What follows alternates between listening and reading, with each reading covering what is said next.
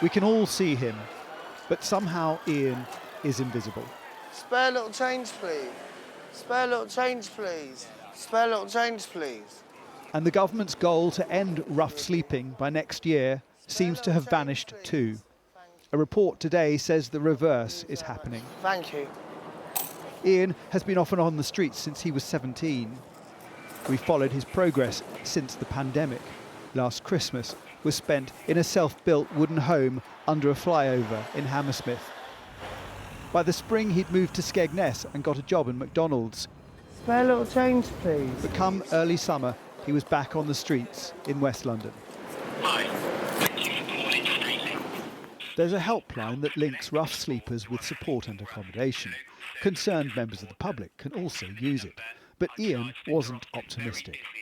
And it is likely that it may take some time before a member of the team can answer your call. Just want to see if we can actually speak to someone. Yeah, you can't. You can't. I can tell you that now. So were you off the drugs when you were in Skegness? Completely? Yeah, everything for like 4 months. But just a day on the streets in London and Ian was back on heroin and crack. Yeah, it's pointless trying to stay away from it, to be honest, when you're on the streets, because you can't. It's, you know, it's on the streets. This phone call is ridiculous.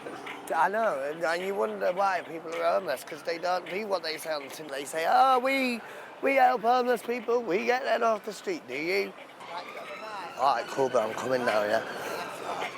And soon after that, Ian was off to get some drugs. Yes. You don't want us to film him meeting Yeah, him, you right? can't film me now, we'll literally get killed. Meanwhile, I stayed on hold. They are not going to answer.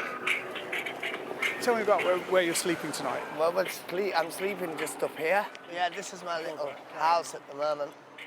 There. Right, yeah. It's not quite as grand as the one you built last time. Ian left us while he went to score. I'd been on hold 30 minutes now. Most homeless people's phones would have run out of credit. 5 minutes later, Ian had got what he wanted. Today's report by the Kerslake Commission warns rough sleeping was up a quarter this year. It suggests local authorities should be funded to provide guaranteed accommodation for rough sleepers like Ian and more investment in drug and alcohol support. How badly did you need that? Bad. Like, I needed it before UK. But do you worry about what it's doing to you? Not really. What would get you off it again? Getting in somewhere. Just getting a home? Yeah. Just want a job in a normal life, but it's hard to get. People don't want you to have that.